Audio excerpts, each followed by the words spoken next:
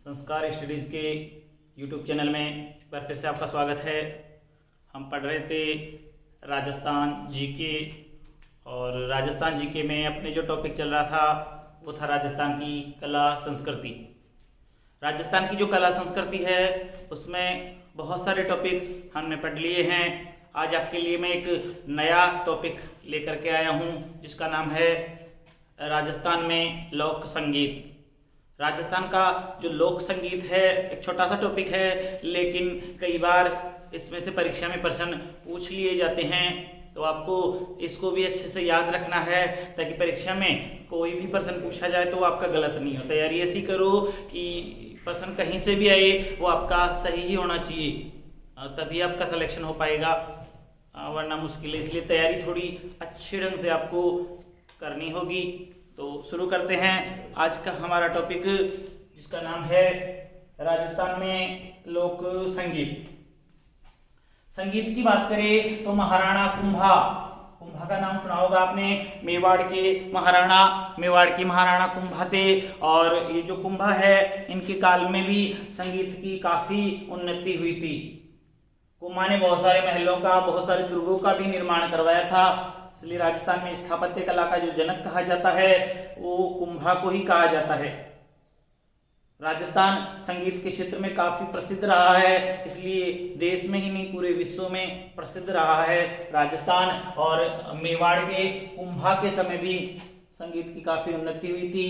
ये जो महाराणा कुंभा थे ये खुद संगीत प्रेमी थे और संगीत प्रेमी होने के कारण इनको कहा जाता है अभिनव भरताचार्य।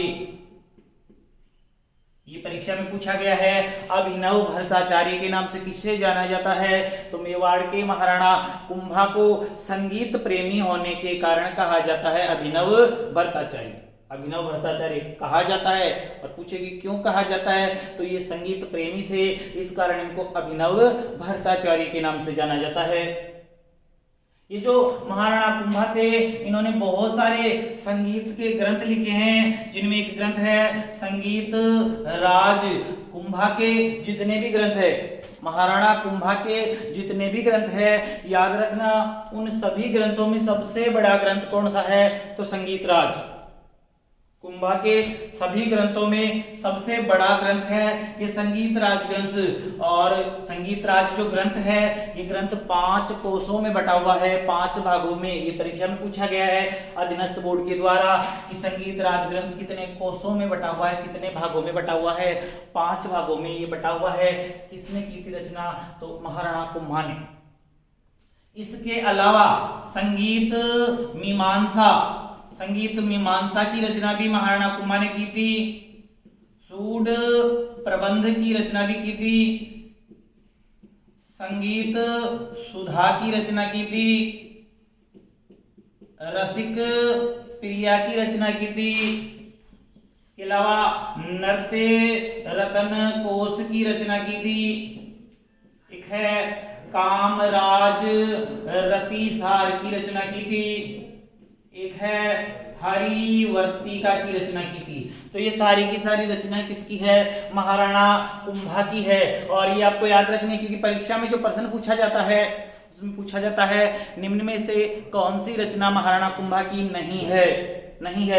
तो ये सारी याद रखोगे तो अपने आप आपको पता चल जाएगा कि कौन सी महाराणा कुंभा की नहीं है। संगीत राज, संगीत मीमांसा, सूड प्रबंध, संगीत सुधा, रसिक प्रिया, नृत्य रतन कोश, कामराज रतिसार और हरिवर्तिका, ये सारे ग्रंथ महाराणा कुंभा के द्वारा रचित हैं। तो इससे आप आइडिया लगा सकते हो, अंदाजा लगा सकते हो कि कुंभा कितने बड़े संगीत प्रेमी थे। और इनका सबसे बड़ा जो ग्रंथ है वो संगीत राज है जो 5 भागों में बटा हुआ है। संगीत प्रेमी होने के कारण इनको कहा जाता है अभिनव भरताचार्य। कुंभा की पुत्री थी जिसका नाम था रमाबाई। कुंभा की पुत्री रमाबाई, ये रमाबाई भी संगीत प्रेमी थी और इस कारण इनको वागीश्वरी, कुंभा की पुत्री रमाबाई को संगीत प्रेमी होने के कारण ही वागीश्वरी के नाम से जाना जाता है। रमाबाई के लिए याद रखना रमाबाई का जो विवाह हुआ था वो पुंगलगढ़, बीकानेर में एक स्थान है पुगलगढ़, तो पुगलगढ़ में विवाह हुआ था रमाबाई का। उपाधि याद रखना पूछी गई है परीक्षा में। वागीश्वरी के नाम से किसे जाना जाता है? तो महाराणा कुंभा की जो पुत्री थी रमाबाई, वो भी संगीत प्रेमी थी, इस कारण से उनको रमाबाई को वागीश्वरी के नाम से जाना जाता है। इसके अलावा जयपुर के एक शासक थे जिनका नाम है मिर्जा राजा जयसिंह। तो ये जो मिर्जा राजा जयसिंह थे ये खुद भी संगीत प्रेमी थे और संगीतकारों को आश्रय दिया करते थे, संगीतकारों का आदर किया करते थे। मिर्जा राजा जयसिंह फर्स्ट भी बोलते हैं इनको, जयसिंह फर्स्ट या मिर्जा राजा जयसिंह। ये जो मिर्जा राजा जयसिंह है, इनके दरबार में हिंदी के एक प्रसिद्ध कवि रहते थे जिनका नाम था बिहारी। हिंदी के प्रसिद्ध कवि बिहारी किसके दरबार में थे? तो बिहारी मिर्जा राजा जयसिंह के दरबार में रहा करते थे और बिहारी ने ही एक रचना की थी जिसका नाम है बिहारी सतसई। सतसई का अर्थ होता है 700, लेकिन याद रखना बिहारी सतसई में कितने दोहे हैं? 713 दोहे हैं इस बिहारी सतसई रचना में, जिसकी रचना बिहारी ने की थी। और बिहारी को मिर्जा राजा जयसिंह ने प्रत्येक दोहे के लिए एक स्वर्ण मुद्रा, एक सोने की मुद्रा दी थी प्रत्येक दोहे के लिए। किसको? बिहारी को। तो ये बहुत बार प्रश्न परीक्षा में पूछा जा चुका है कि बिहारी किसके दरबारी कवि थे? मिर्जा राजा जयसिंह के दरबारी कवि थे। तो बिहारी सतसई की रचना किसने की थी? तो बिहारी ने की थी। ये याद रखना आपको अच्छे से। इसके अलावा जयपुर के ही एक और शासक थे सवाई प्रताप सिंह। वही सवाई प्रताप सिंह जिन्होंने हवा महल का निर्माण करवाया था जयपुर में। तो जो सवाई प्रताप सिंह है उनके लिए याद रखना सवाई प्रताप सिंह।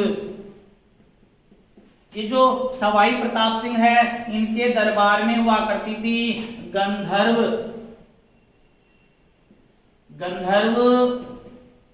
बाईसी। ये परीक्षा में पूछा गया है कि गंधर्व बाईसी किस शासक के शासन काल में थी?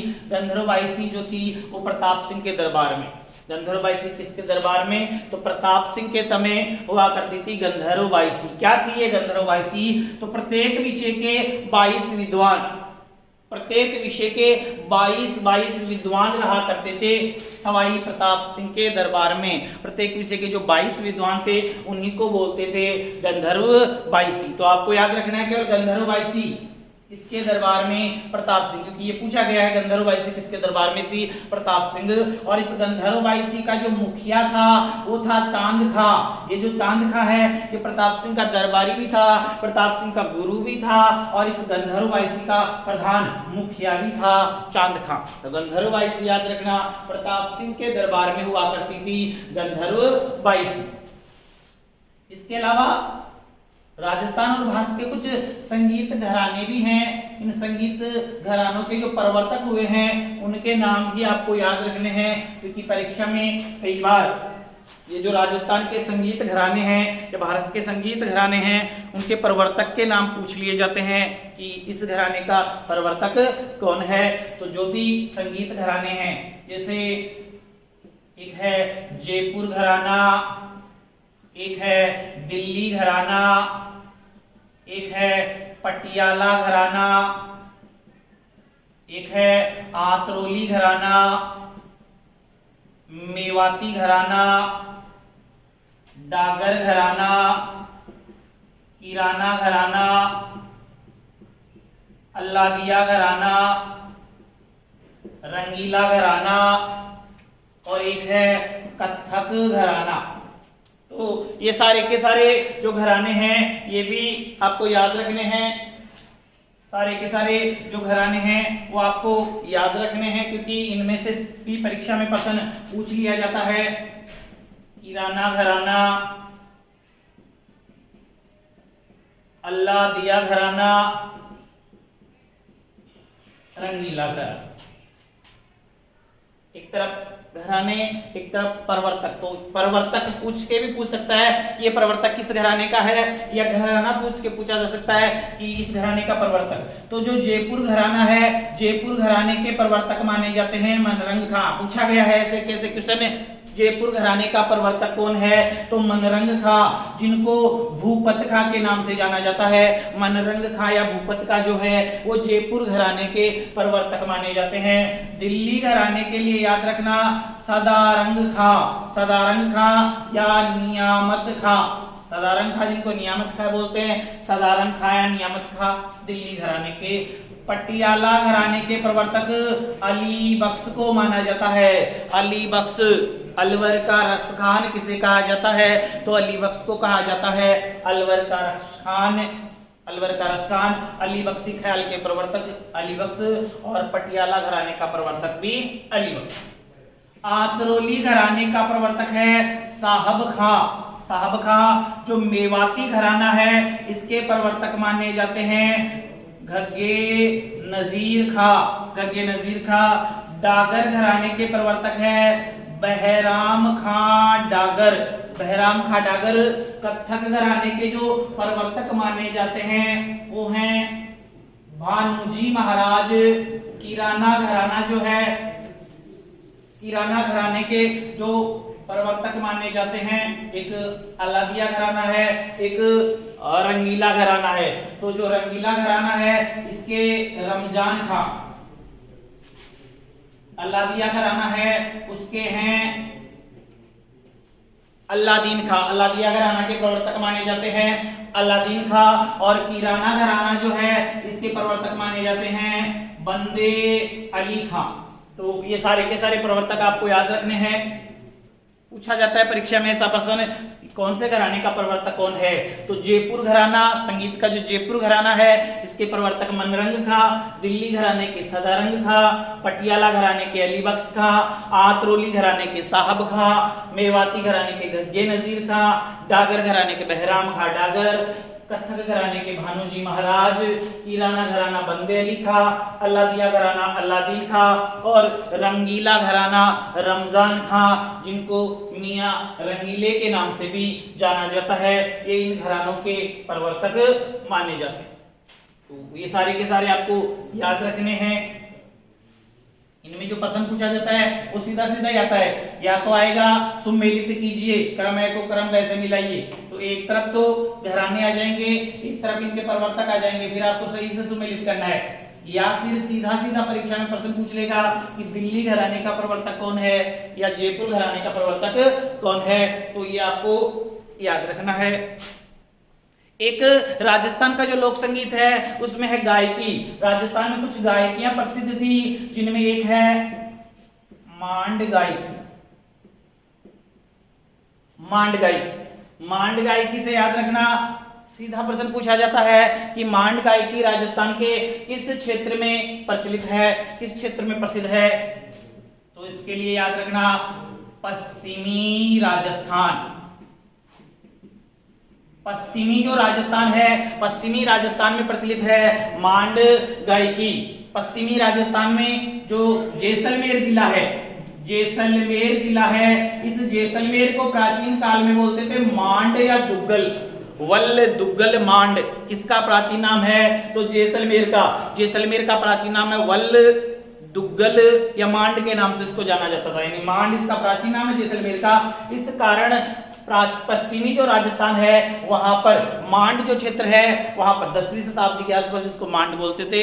तो पश्चिमी राजस्थान में एक गायकी प्रचलित थी जिसको बोलते थे मांड गायकी। राजस्थान का जो राज्य गीत है, राजस्थान का राज्य गीत केसरिया बालम आओनी पधारो मारे देश, इसको भी जो अल्लाह जिलाबाई है जिसने सर्वप्रथम इसको गाया था, अल्लाह जिलाबाई ने कौन से राग में गाया, तो मांड राग में गाया।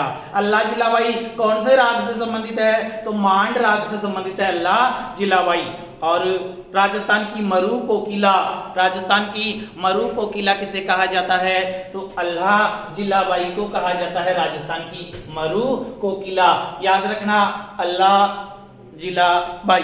मांड राग में इन्होंने गाया है राजस्थानी राज्य गीत केसरिया वालम आओनी पधारो हमारे देश, इस गीत। तो ये मांड गायकी याद रखना, पश्चिमी राजस्थान में प्रचलित है मांड गायकी। इसके अलावा एक गायकी है लंगा गायकी। लंगा गायकी भी कहां प्रचलित है? पश्चिमी राजस्थान। जो पश्चिमी राजस्थान है वहां पर लंगा जाति के द्वारा जो गायन किया जाता है, गायन की वही शैली क्या कहलाती है? लंगा गायकी कहलाती है। एक गायकी है मांगणयार गायकी। मांगणयार जो गायकी है, तो मांगणयार गायकी के लिए याद रखना ये भी कहां पर प्रचलित है? ये भी पश्चिमी राजस्थान में ही प्रचलित है मांगणयार गायकी। पश्चिमी राजस्थान में जो मांगणयार जाति है इनके द्वारा जो गायन किया जाता है वो है मांगणयार गायकी। इसमें एक अच्छा क्वेश्चन है जो परीक्षा में पूछा जाता है, याद रखना मांगणयार गायकी में कितने राग रागनियां होती है? तो 6 राग और 36 रागनियां, 6 राग और 36 रागिनियां होती है मांगणयार गायकी में। अच्छे से याद रखना है, पूछा गया है परीक्षा में प्रश्न, आगे भी आ सकता है। अच्छा क्वेश्चन है ये। किस गायकी में 6 राग और 36 रागनियां? तो मांगणयार। या मांगणयार गायकी में कितने राग रागनियां होती है? 6 राग और 36 रागनियां होती है मांगणयार गायकी में। पश्चिमी राजस्थान में मांगणयार जाति के द्वारा ये गायकी प्रसिद्ध है। लंगा जाति के द्वारा पश्चिमी राजस्थान में लंगा गायकी और मांड गायकी पश्चिमी राजस्थान में, क्योंकि पश्चिमी जो राजस्थान में जैसलमेर है वो 10वीं शताब्दी में कहलाता था मांड क्षेत्र, इसलिए वहां की गायकी कहलाई मांड गायकी। और राजस्थान का राज्य गीत कौन सा है? तो केसरिया वालम आओनी पधारो हमारे देश, जिसको सबसे पहले अल्लाह जिलाबाई ने कौन से राग में गाया है? मांड राग में गाया है। अल्लाह जिलाबाई कौन से राग से संबंधित है? तो मांड राग से संबंधित है। एक गायकी है फड़ गायकी। फड़ गायकी के लिए याद रखना ये जो है ये शाहपुरा भीलवाड़ा, जो फड़ चित्रण है राजस्थान में, तो फड़ चित्रण शाहपुरा भीलवाड़ा का प्रसिद्ध है फड़ चित्रण। और इस फड़ चित्रण में क्या होता है? देवी देवताओं की फड़, यानी देवी देवताओं की जो जीवनी होती है उसका कपड़े पर चित्रांकन किया जाता है। परीक्षा में पूछा गया है कि देवी देवताओं की जीवनी का कपड़े पर, देवताओं की जीवनी का कपड़े पर चित्रांकन क्या कहलाता है? तो फड़। यानी पूछ ले कि फड़ किस पर बनाई जाती है? तो कपड़े पर बनाई जाती है फड़। और शाहपुरा भीलवाड़ा जो है, शाहपुरा भीलवाड़ा फड़ चित्रण के लिए प्रसिद्ध है। यहाँ का जोशी परिवार, श्रीलाल जोशी ने इसको काफी ख्याति दिलाई थी फड़ चित्रण को। और शाहपुरा भीलवाड़ा का जो जोशी परिवार है वो फड़ चित्रण के लिए जाना जाता है। तो देवताओं की जीवनी का इसमें चित्रांकन किया जाता है, उसी को भोपों के द्वारा गा करके सुनाया जाता है, जिसको बोलते हैं फड़ गायकी। और जब कभी फड़ फट जाती है तो फड़ के फटने पर उसको किसी पवित्र जलाशय में, पुष्कर जलाशय में और किसी पवित्र जलाशय में ले जाकर के विसर्जित कर देते हैं, जिसको बोलते हैं फड़ ठंडी करना। फड़ ठंडी करना कहा जाता है। फड़ से याद रखना राजस्थान की सबसे प्रसिद्ध फड़, राजस्थान की सबसे लोकप्रिय जो फड़ है वो पाबूजी की। राजस्थान की सबसे लोकप्रिय फड़ कौन सी है? पाबूजी की फड़ जो है वो राजस्थान की सबसे लोकप्रिय फड़ मानी जाती है। और राजस्थान की सबसे लंबी फड़ देवनारायण जी की, राजस्थान की सबसे छोटी फड़ देवनारायण जी की, और राजस्थान की सबसे पुरानी फड़ भी किसकी है? देवनारायण जी की। सबसे लोकप्रिय अगर फड़ पूछ ले तो पाबूजी की जो फड़ है वो राजस्थान की सबसे लोकप्रिय फड़ मानी जाती है, जिसको नायक जाति, आयडी जाति या नायक जाति, नायक जाति के जो भोपे होते हैं वो रावण हत्था वाद्य यंत्र के साथ में गाते हैं पाबूजी की फड़। और राजस्थान की सबसे छोटी, सबसे लंबी और सबसे पुरानी जो फड़ है वो है देवनारायण जी की फड़। देवनारायण जी की जो फड़ है उसको गुर्जर जाति के भोपे एक वाद्य यंत्र आता है जंतर, जंतर वाद्य यंत्र के साथ में गाते हैं देवनारायण जी की फड़। और देवनारायण जी के लिए याद रखना ऐसे लोक देवता भी हैं जिन पर सरकार ने डाक टिकट जारी किया है। इनकी फड़ पर भी, देवनारायण जी की फड़ पर भी डाक टिकट जारी हो चुका है और देवनारायण जी पर भी डाक टिकट जारी हो चुका है। दोनों याद रखना, एक 1992 में हुआ था, 2011 में हुआ था, तो दोनों आपको याद रखने। इसके अलावा एक गायकी है तालबंदी। तालबंदी गायकी, ये जो तालबंदी गायकी है ये पूर्वी राजस्थान, तालबंदी गायकी पूर्वी राजस्थान में प्रचलित है। तालबंदी गायकी जो धौलपुर, भरतपुर, करौलीवाड़ा जो क्षेत्र है वहां पर तालबंदी गायकी। इस तालबंदी गायकी में क्या होता है, जो कवि होते हैं तो कवियों की जो पदावली, कवियों के जो कविताएं होती हैं, उनके जो दोहे होते हैं, कवियों की पदावलियों को क्रमबद्ध रूप से इस तालबंदी गायकी में गाया जाता है। तो तालबंदी गायकी पूर्वी राजस्थान की प्रसिद्ध है और इसमें क्या होता है, तो कवियों की जो पदावलियां हैं, कवियों की पदावलियों को इस तालबंदी गायकी में गाया जाता है। ये बात आपको ध्यान रखनी है। इसके अलावा गायन से संबंधित कुछ कलाकार भी हैं जो प्रसिद्ध, कुछ वाद्य यंत्र आते हैं जो बजाने में निपुण होते हैं। उन कलाकारों के लिए भी आपको याद रखना है, क्योंकि उन कलाकारों से संबंधित प्रश्न भी पूछ लिया जाता है कि कौन सा वाद्य यंत्र बजाने में कौन सा कलाकार है वो सिद्धहस्त माना जाता है, कौन सा कलाकार किस राग से संबंधित है। तो एक तो याद रखना आप, मैं कुछ नाम बता रहा हूं जो परीक्षा की दृष्टि से महत्वपूर्ण है, परीक्षा में पूछे गए हैं, वो सारे के सारे आपको याद रखने हैं अच्छे से। एक तो याद रखना हरि सिंह, हरि सिंह। एक याद रखना मानतोल खां, एक याद रखना तानसेन। हरि सिंह के लिए कहा जाता है कि इन्होंने इतना अच्छा ये गाते थे कि इन्होंने अपने राग से पत्थर को पिघला दिया था। किसके लिए कहा जाता है कि उन्होंने अपने राग से पत्थर को पिघला दिया था, तो हरि सिंह के लिए कहा जाता है। एक मानतोल खां, ये जो मानतोल खां है ये आतरोली घराने, आतरोली घराना जिसके प्रवर्तक साहब खां थे, आतरोली घराने से संबंधित माने जाते हैं मानतोल खां। और मानतोल खां के लिए आपको याद रखना है, इनको कहते हैं रुलाने वाला फकीर। आ चुका है परीक्षा में, रुलाने वाला फकीर किसे कहा जाता है, तो आतरोली घराने के मानतोल खां, आतरोली घराने के मानतोल खां को कहा जाता है रुलाने वाला फकीर कहा जाता है। जब ये अपना राग गाते थे, गायकी शुरू करते थे, तो वो लगभग सभी लोग रोने लग जाते थे। तो रुलाने वाला फकीर कौन है, मानतोल का, इतना अच्छा राग गाते थे मानतोल। तानसेन, तानसेन के लिए याद रखना इनका जो मूल नाम था वो था रामतनु पांडे। पूछा गया परीक्षा में तानसेन का मूल नाम क्या था, तो रामतनु पांडे, रामतनु पांडे इनका मूल नाम था। और ये जो तानसेन हैं ये अकबर के दरबारी नवरत्न, अकबर के दरबार के नवरत्न थे संगीत सम्राट तानसेन। तानसेन ग्वालियर,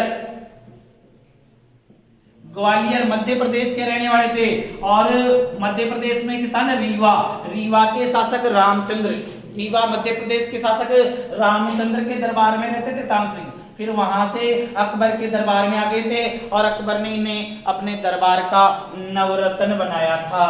तानसेन का मूल नाम रामतनु पांडे, अकबर के नवरत्न, और कहां के रहने वाले थे, ग्वालियर के। इन्हीं के पुत्र सूरत सेन, तानसेन के पुत्र सूरत सेन ने संगीत का एक घराना शुरू किया था जिसका नाम था सेनिया घराना। सेनिया घराना का प्रवर्तक किसको माना जाता है, तो तानसेन के पुत्र सूरत सेन को माना जाता है। संगीत सम्राट के नाम से जाना जाता है तानसेन को।